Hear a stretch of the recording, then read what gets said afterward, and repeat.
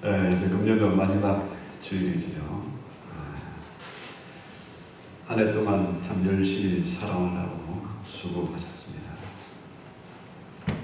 돌이켜보면은 좋은 일만 있었습니까? 힘든 일도 있었고, 또 너무 깝깝하고 절망적일 때도 있었습니다.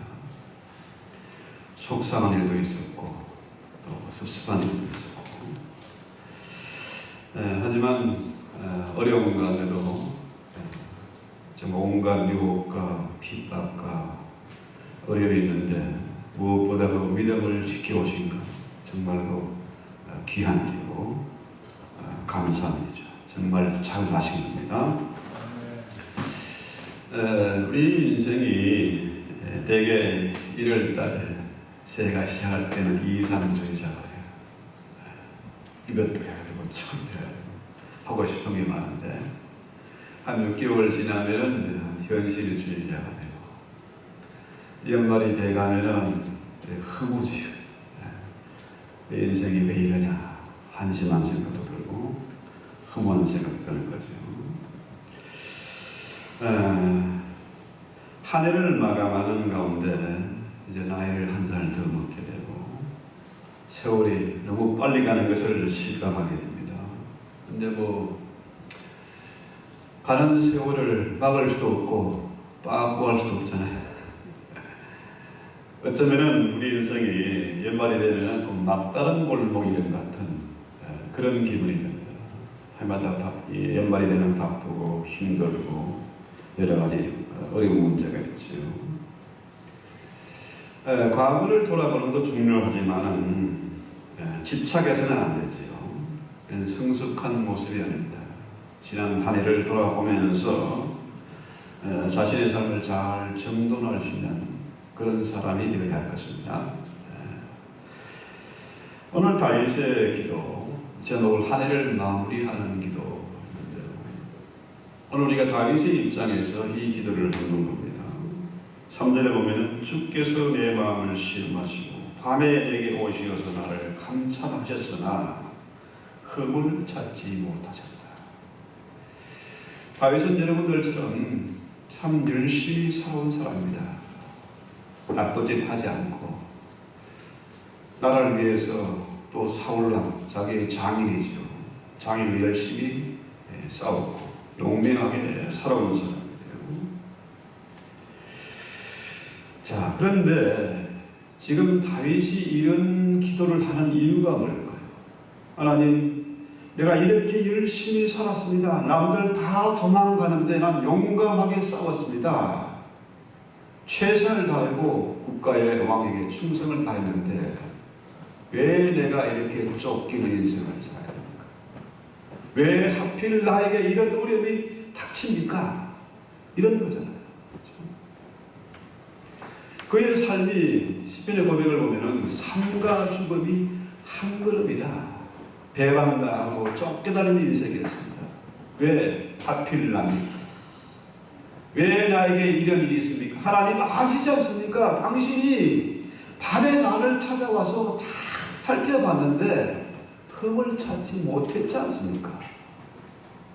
그런데 저 악인들은 떵떵거리고 많은 재물을 모으고 그것마저도 어린 자식들에게 나눠주려는 물려주는 그런 나쁜 놈 아닙니까?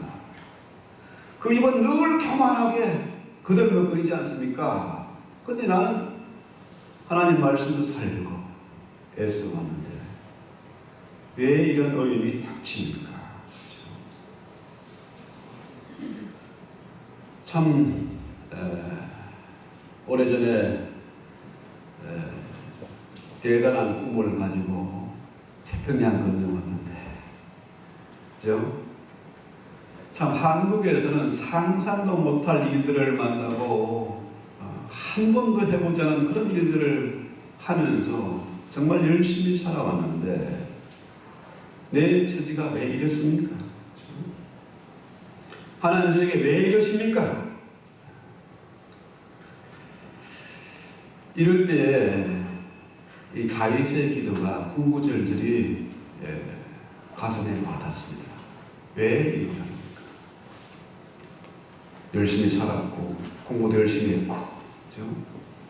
그런데 다윗이 하나님 도대체 왜 이러십니까?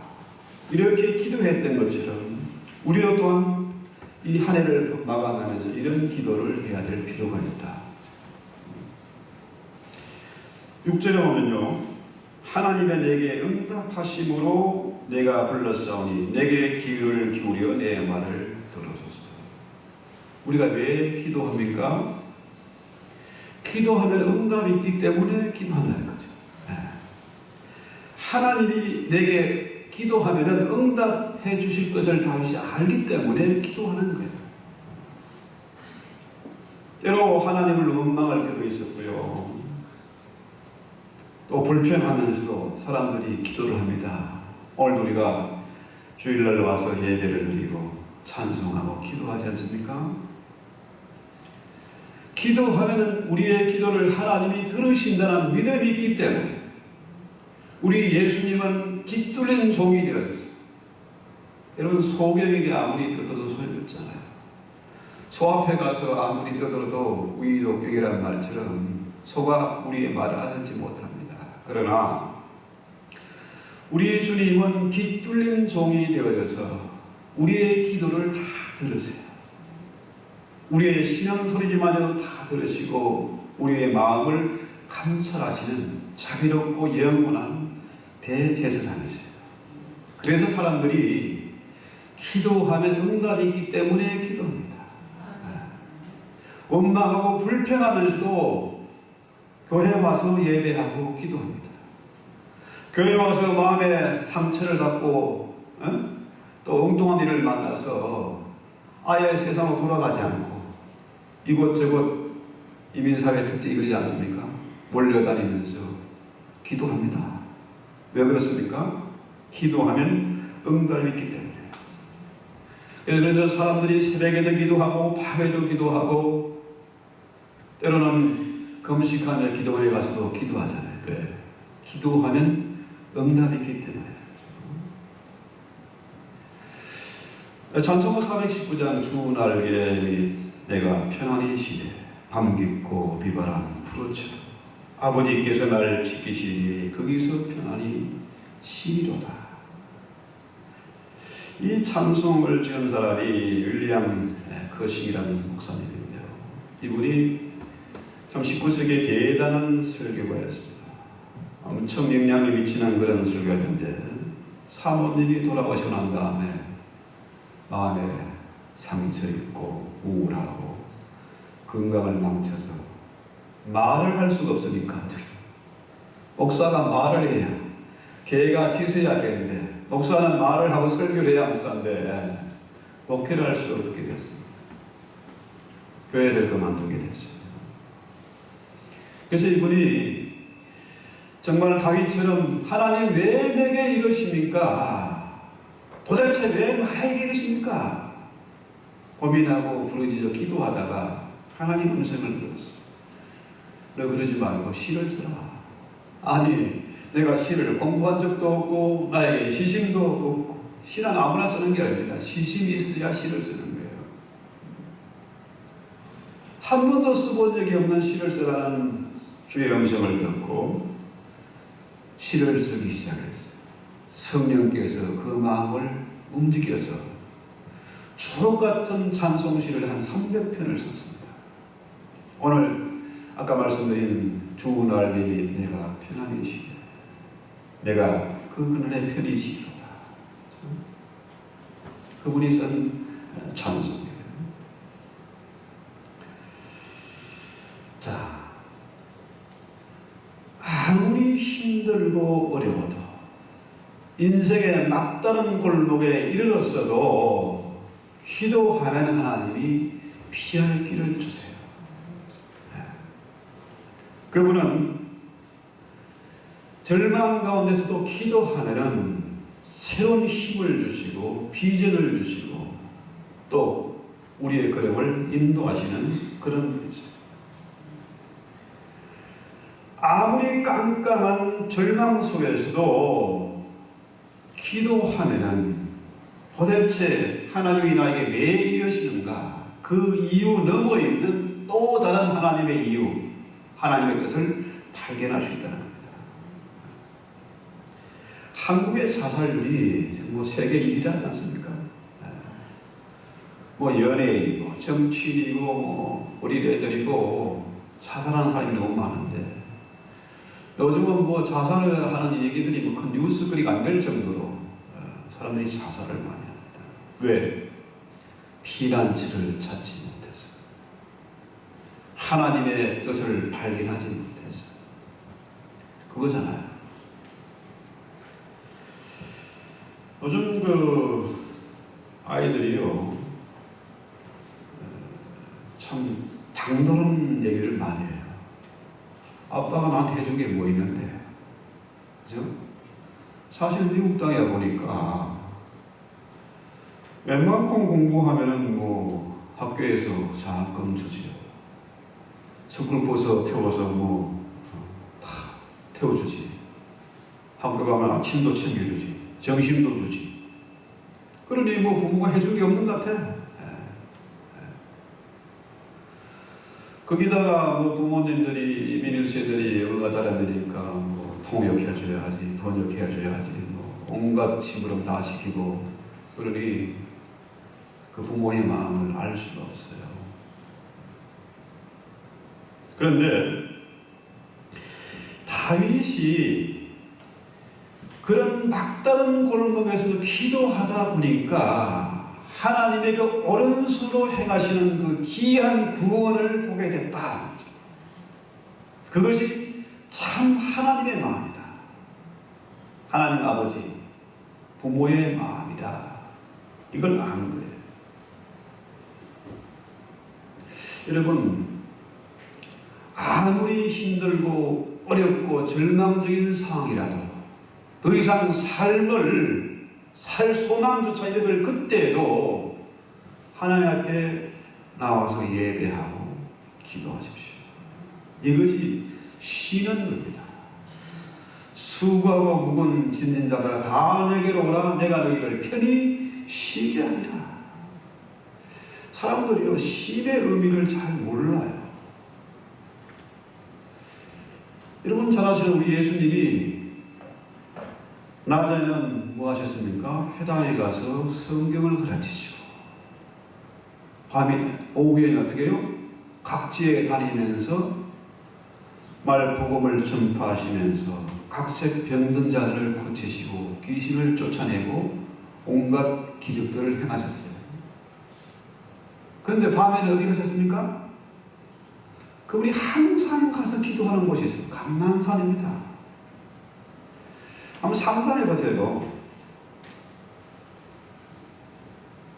자, 밤낮으로 그분은 말씀 전하고 병자를 고치고 밤에는 기도하고, 도대체 그분이 똑같이 우리와 같은 사람인데, 써놓은 맨인데 어떻게 그분은 쉬냐? 어디 힘을 받아서 일하시냐?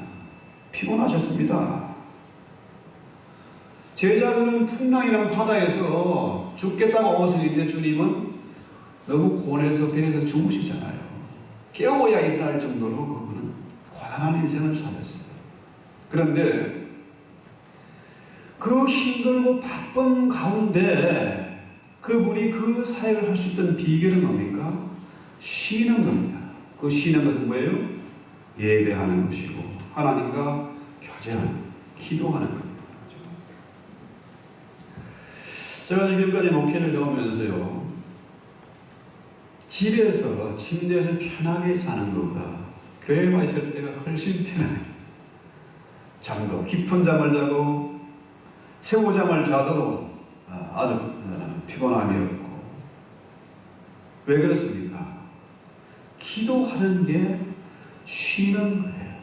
쉬는 겁니다. 요즘 사람들이 쉴 줄을 몰라요. 그래서 놀자. 노는 게 보통 어려운 게 아닙니다. 며칠만 놀아보세요. 온몸이 안 아픈 데가 없습니다. 자, 어떤 사람들은 또 뭐 놀자 하니까 저기요, 디스코테가 땀이 나도록 흔들어서 깁니다. 노래방 가서 감을 지르고 그러면 그게 쉬는 겁니까? 그게 노는 겁니까? 완전히 땀이 범벅이 되고 지쳐나가 떨어지죠. 뭐 어떤 사람은 술을 마시고 마약을 하고 그게 쉬는 겁니까? 노는 거 아닙니다. 오히려 몸과 마음과 영혼을 다 망가뜨리는 겁니다. 우리에게 쉼이 필요해요. 이 한 해를 마감하면서 우리는 쉬는 시간을 가져야 돼요. 뒤를 돌아보면서 재충전하는 시간을 가져야 된다는 겁니다.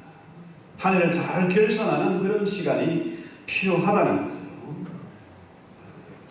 그래서 창세기도 뭐라 그럽니까? 하나님이 천지를 창조하시고 마지막 날에 어떻게 쉬셨다.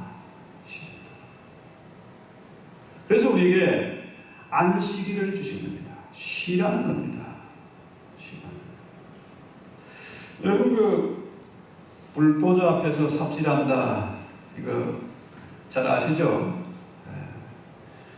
카리 정부에서 보조금 그린하우스를 만드는 보조금을 주는데 그게 한 6,000불 정도 돼요. 그걸 지으려니까 6,000불 좋긴 한데 장비를 빌리는 돈 300불 그게 없어가지고 제가 삽질을 며칠 동안 했지 않습니까? 이게 보통 어려운 게 아니라 몸에 쑤시고 막 지치고 한 2kg 빠진 것 같아. 그런데 주님의 음성은 뭡니까? 너무 용 쓰지 마라. 네 혼자 힘으로 뭘 하려고 이렇게 욕심 부리고 고집 부리고 하지 말라는 겁니다. 어떻게 하라고요? 7절에 보면은 죽게 피어난 자들을 일어나 치는 자들에게서 오른손으로 구원하시는 주여 주의 귀한 사랑을 나타내소서. 우리 주님의 별명이 뭡니까? 이사야 9장 6절에 보면 한 아기가 우리에게 주신 바 되는데 그 어깨는 정사를 메었고 그 이름은 기묘라 모사라. 주님의 별명이 기묘고 모사입니다. 내 인생이 왜 이렇게 꼬였나? 저 왼수 같은 남자를 만나서 왜 이렇게 됐냐? 제 왼수 같은 자식놈 때문에 묻고 싶은 거 하고 싶은 거 못하고 고녀의 이 땅에 와가지고 왜 이런 어려움을 당하느냐? 그런데요, 우리 주님은 만사를 한순간에 해결하시는 능력 있는 하나님이세요. 역동적인 하나님. 한순간에 그분은 상을 바꿔버리세요. 이스라엘이 애굽에서 400년간 종살이 하다가 홍해를 건넌 사건을 알지 않습니까? 인생의 막다른 골목입니다. 사방이 어디에 나갈 구멍이 없습니다. 뒤에는 바로의 군대가 오고 앞에는 홍해가 가로막혀 있고 좌우에는 절벽입니다. 그야말로 지새끼 하나 빠져나갈 수 있는 그런 구멍이 없는데 하나님은 홍해를 마른 땅같이 건너게 하시고 바로의 적의 군대를 완벽하게 수장시키세요. 왜 그렇습니까? 왜 하나님 나에게 이렇게 어려움을 닥치게 하고 이 막다른 골목에 이르게 하십니까? 그 이유가 어디 있습니까? 기도하라는 것이고 기도하면은 귀한 하나님의 사랑 그 구원을 보게 될 것이다. 이게 이유가 바로 입니다. 우리에게 어려움이 닥치는 것은 이 다윗의 경우에 뭡니까? 하나님이 그분을 찾지 못했어요. 예수 안에 우리에게 하나님은 우리의 죄를 보지 못했습니다. 전능하신 하나님도 예수 믿는 내 안에 성령이 있는 나의 죄를 그분이 보지 못했어요. 그럼 왜 나에게 이럽니까? 오른손, 하나님의 그 오른손은 능력 있는 손입니다. 그 손으로 이루는 귀한 구원을 보고 내 마음, 하나님의 이 사랑을, 마음을 좀 알아주거라. 깨달아라. 이 얘기입니다. 그래서 이번 한 해를 보내면서 우리가 반드시 확인해야 되는 건 뭡니까? 도대체 왜 이러신가? 그 이유가 뭡니까? 따지지 말고 그 이유 너머에 있는 그 귀한 하나님의 사랑을 보는 문이 열려야 돼요. 그것이 바로 뭡니까? 다윗의 열쇠입니다. 한 번 열면 닫을 같고 닫으면 열 자가 없는 다윗의 열쇠. 그 열쇠 뭡니까? 하나님의 마음을 여는 열쇠예요. 하나님과 통하는 열쇠입니다. 그거잖아요. 자, 그러면은 다윗의 열쇠를 받아진 하나님의 마음과 통하는 그 사람은 어떤 사람입니까? 하나님이 쓰시는 사람, 하나님이 함께 하시는 사람이고 하나님이 복을 주시는 사람이다. 자, 우리가 이제 막다른 골목에 2018년 막다른 골목에 와 있습니다. 너무 용서지 마시고 저는 미련해서 혼자서 삽질했지만 여러분 너무 용서지 말고 주의 날개 안에서 편히 쉬는 시간을 가질 수 있기를 바랍니다. 그 속에서 하나님의 마음을 헤아리고 그분이 주시는 그 열쇠를 받아들일 수 있는 그런 복을 누릴 수 있기를 바랍니다. 하나님이 우리의 피난처사, 그것은 가장 안전한 것입니다. 다윗이 일생을 전쟁터에서 도망다니면서 살았지만은 그가 여호와는 나의 목자시니 내가 부족합니다. 그렇게 마음 편하게 담잠을 잘 수 있었던 이유는 뭡니까? 그분이 그의 날개로 품어주시고 그분이 그의 피난처가 되었기 때문에 그렇죠. 이것이 확인돼야 한 챕터를 마감하고 다음 챕터로 넘어갈 수 있습니다. 2018년 큰 해를 보내고 새로운 해를 맞이할 수가 있습니다. 그렇죠? 여러분 잘 아는 성 어거스틴, 탕자 중에 탕자죠. 지 하고 싶은 거 다 하는 살았습니다. 부모의 애간장을 다 먹인 그 모니카의 어머니의 마음을, 가슴을 시커멓게 만든 그런 아들 아닙니까? 그런데 그가 어머니의 기도를 통해서 예수를 만난 다음에 그 참회로 가서 이런 고백을 합니다. 주여, 내 인생이 주님을 만나기 전에는 참된 안식을 누린 적이 없습니다. 내 마음대로 다 하고 싶습니까? 돈 있으면은, 저녁에 연수만 없으면은, 그러나 아무리 쉬고 놀고 별짓을 다 해도 산의 진미를 먹고 호화로운 궁전에 간다 할지라도 그 마음에 쉼이 없다. 안식이 없다는 세상적인 기쁨과 안식은 일시적인 겁니다. 영원한 평안을 누릴 수가 없습니다. 그래서요, 우리의 삶은 끊임없이 밀려오는 고난에 도저히 감당할 수 없는 무거운 짐이 어깨에 항상 근심 걱정으로 잠 못 이루고, 도대체 이것이 고백한 것처럼 참된 안식을 누릴 수가 없는 거라. 그런데 이 하나님의 그 뜻, 하나님의 마음을 읽는 다윗의 열쇠를 받아치면은 참된 평안을 누릴 수 있습니다. 8절에 뭐라고 해요? 본문 8절 보세요. 나를 눈동자같이 지키시고 주의 날개 그늘 아래에 감추사 내 앞에서 나를 압제하는 악인들과 나의 목숨을 노리는 원수들에게서 벗어나게 하소서. 그들의 마음은 기름에 잠겼으며 그들의 입은 교만하게 말입니다. 참 인생을 살면서 같지 않은 것들이 그를 먹거리고 해코지하고 너무 진짜 이게 터져오를 것 같은 그런 때가 있습니다. 그렇지만 저들의 마음에는, 그 악인의 마음에는 자기 중심이에요.